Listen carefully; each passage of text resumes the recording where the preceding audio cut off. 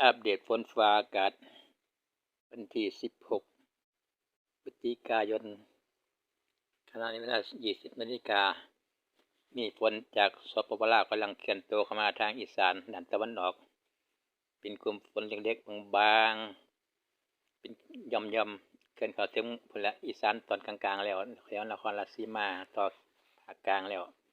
อีกกลุ่มหนึ่งก็อยู่แถวสปปลาวต่อเวียดนามเถียงเมืองอัตตปือเซกองเซปวนคาดว่าจะบ่มาถึงไทยคงจะสลายตัวเบิดไปก่อนเนาะมันปะทะกับลมหนาว